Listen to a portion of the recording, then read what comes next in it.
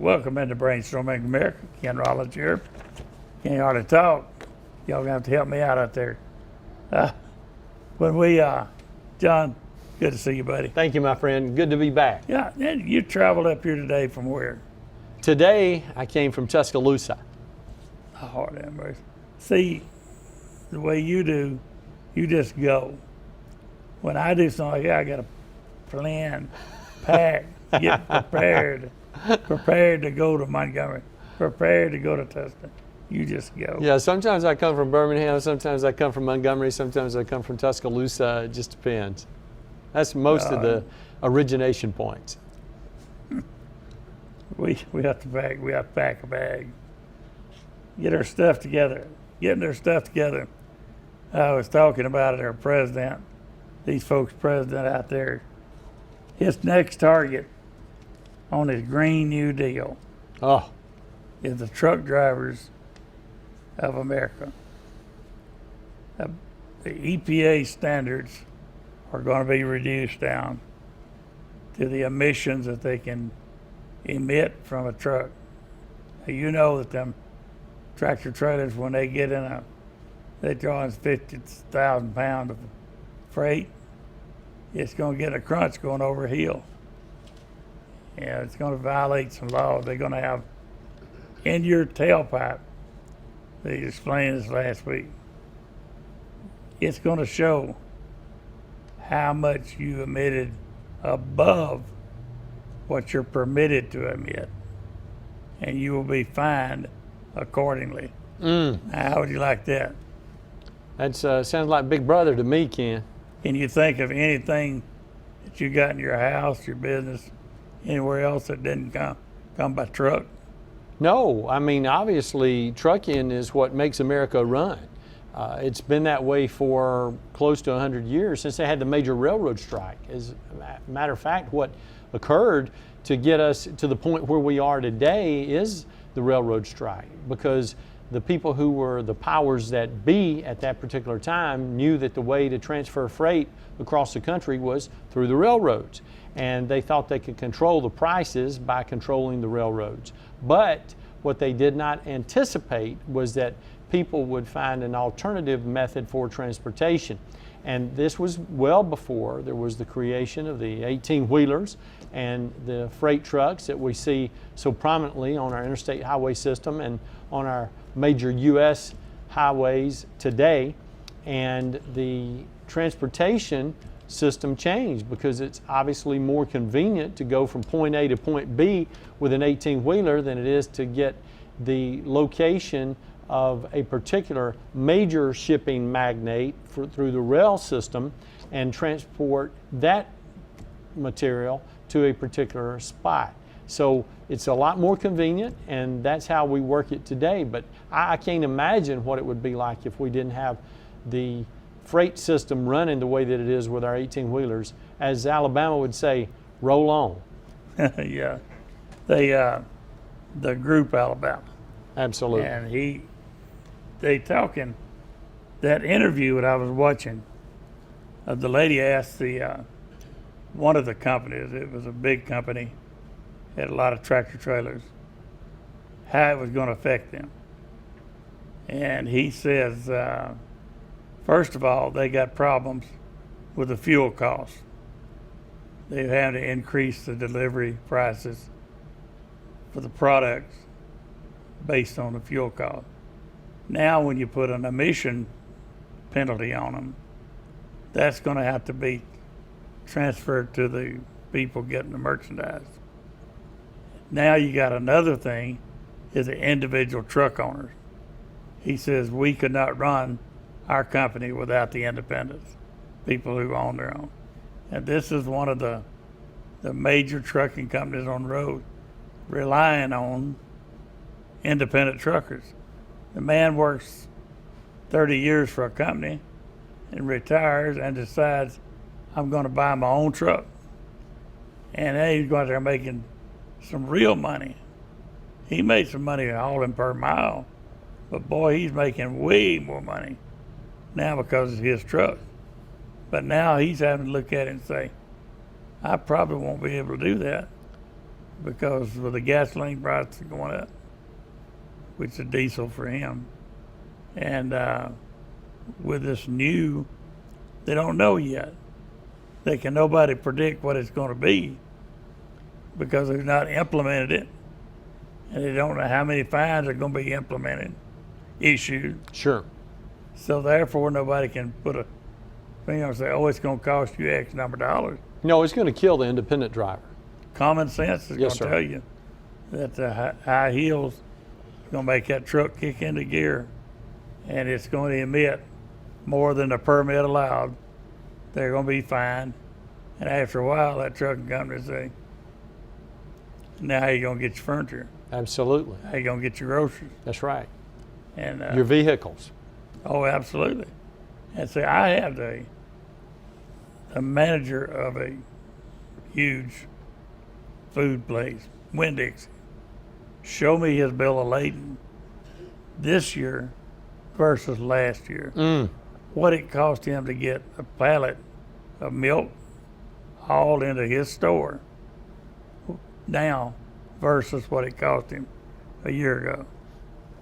So he said, guess why? You got to pay more.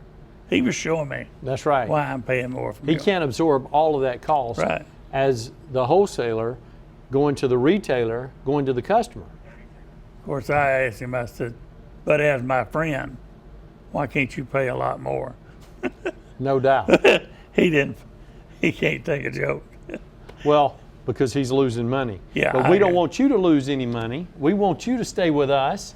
We want you to take a break as we take our first one for the 33rd episode of Brainstorming America. We'll see you back here in just a minute.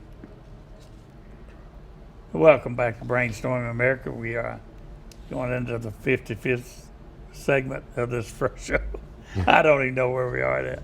But when we left, we were talking about the truckers and the problem we're going to be facing shortly when we go in deeper into the new Green Deal. So when you hear this economy package that Bidenomics it's mixed into that, that's where you're going to hear about it in the next few years. When you see your milk and your macaroni, salt, crackers, all kinds of things at your store going up, ask the manager why has he raised his prices. And if he likes you, he'll take you back there and show you the prices that he's having to pay now compared to what he was paying a year ago to get it here. So he's not going to eat that extra cost. He's going to put it off on you. So gasoline controls a whole lot of stuff out there. And we got protesters. Those of you know what the Open is, the tennis Open, the national. We had protesters, four protesters held up the Open last week by protesting fossil fuel. They don't want any oil coming out of the ground anywhere, anytime. So what did they do? They went to the high visibility Open tennis tournament In Flushing Meadows, New York. and glued their feet, not their feet, but their shoes while they were standing in them, glued their shoes to the stadium seat floor. Now, what do you think about that? I think that those clowns are going to get exactly what they deserve. And I think it's also important for you to remember this, that they can choose to protest anything at any time. That's the American way. But the fact that they were protesting the usage of fossil fuels is hilarious, because each and every one of those clowns was there because of a fossil fuel vehicle that took them there. Whether they flew to LaGuardia or JFK, whether they took a bus from their point of origin to their destination at Flushing Meadows, or whether they took a personalized vehicle they used fossil fuel to get there. And then they protested fossil fuel once they arrived. The thing that you have to know if you're somebody witnessing this particular situation is that the circus has already left town, but the clowns have been left behind. I saw that, and I thought, well, as a country boy back in the day, what I'd give to be in that audience and meet them four idiots. But anyhow. What was really time, Ken, to take a baseball bat to their heads because their feet were stationary. Yeah. So they couldn't move.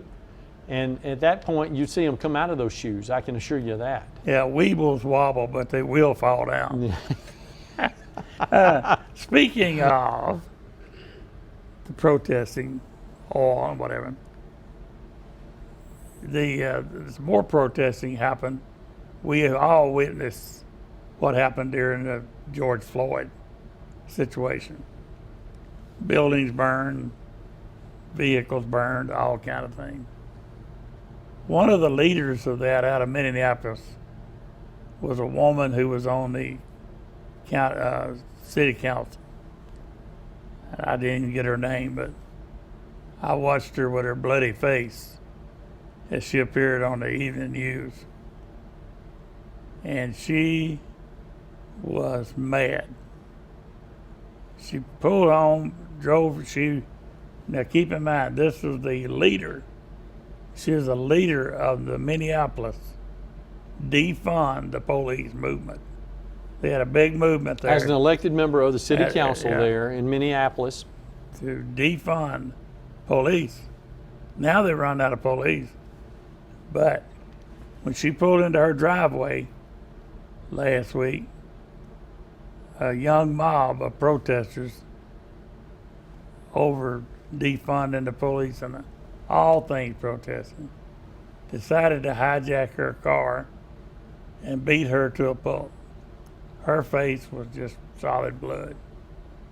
And she was crying out for more police. We've got to have more police. And we've got to treat our police better. She went right off herself. She did a 180. Yep. No doubt, my friend. And look, that's exactly what we were talking about. It's very clear. The circus has left town, and the circus has left town, but the clowns are still here. And that's a clown that when she was making those statements 3 years ago, that people were saying that it will come home to roost and they will realize the errors of their ways. And that's what has happened today because of the lack of proper law enforcement training and law enforcement officers in all jurisdictions throughout the nation. And in addition, as a city councilwoman, she is now having to work with the city council of Minneapolis to deal with the numerous lawsuits due to the lack of law enforcement. People are saying, okay, you allowed this to happen, you allowed this to happen. The citizens of Minneapolis are standing up and say the things that's happened to our city are a result of your mismanagement. No doubt about it. And we know that you are ready to stand up and take a break too. We'll see you back here for the final segment of this week's episode of Brainstorming America. Welcome back into Brainstorming America, Ken Rollins. And when we left, we was talking about the defunding the police up in Minneapolis and other places.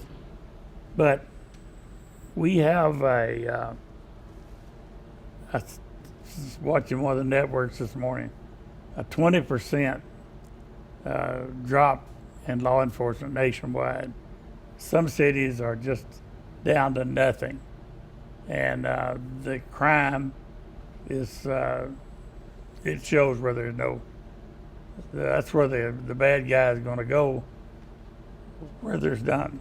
So we're suffering a huge drop in law enforcement, and all law enforcement are asking for applicants, even locally where we are.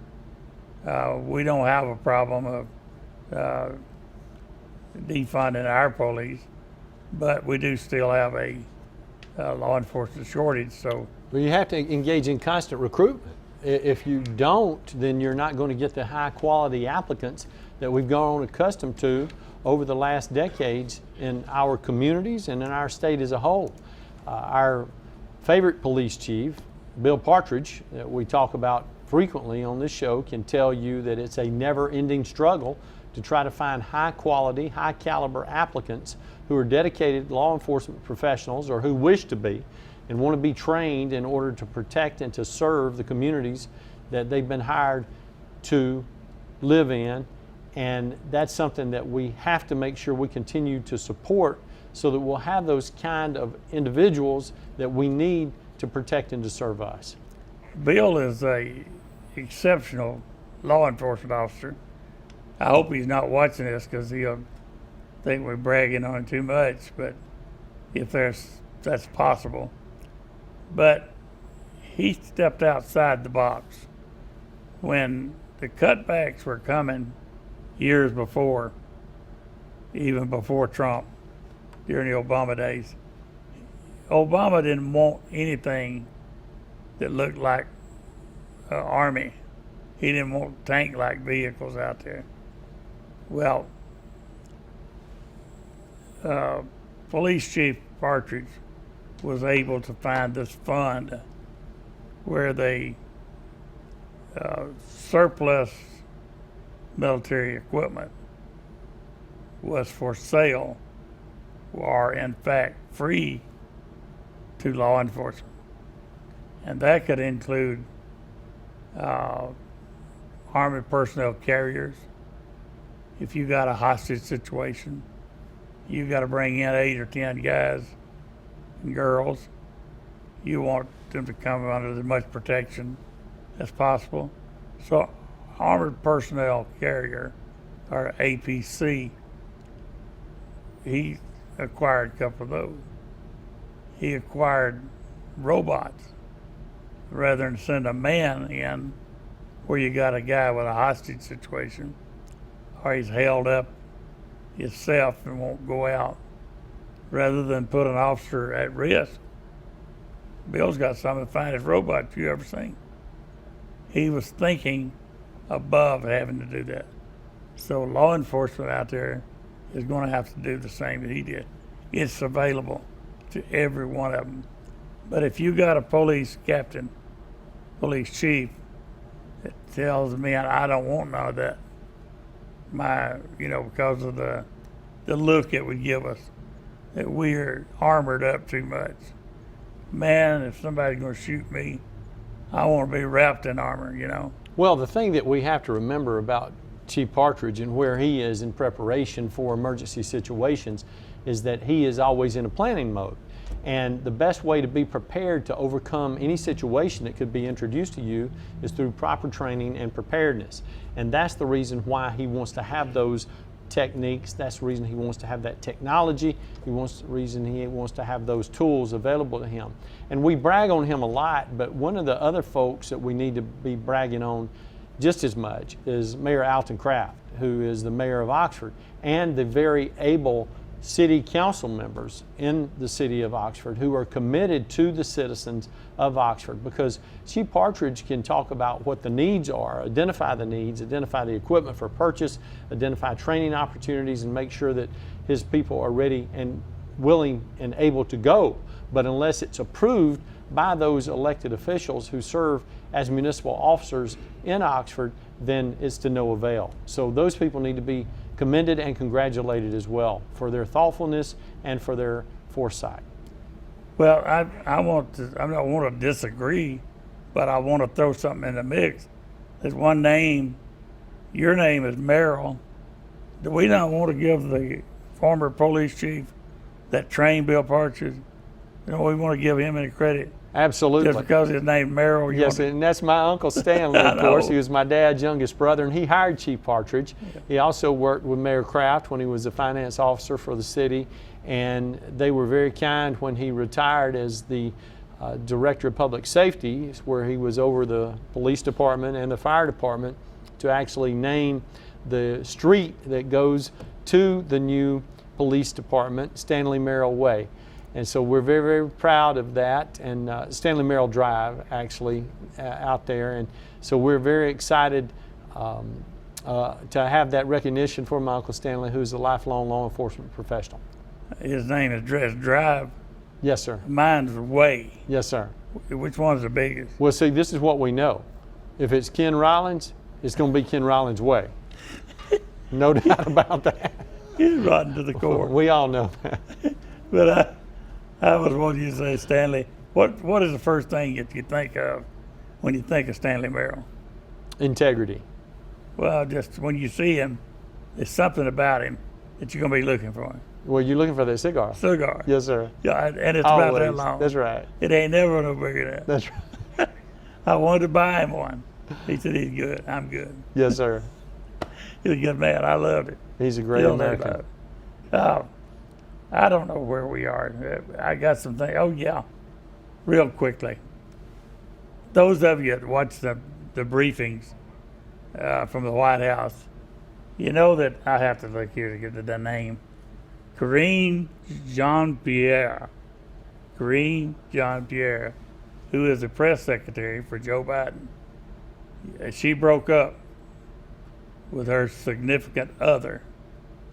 Her significant other is Suzanne Malveaux. That worked at CNN. So they've broken up. And people are starting to, even from the chorus of the press. But you know what we know, Ken? They may have broken up, but we don't want you to break up with us. Join us again next week for the next episode of Brainstorming America.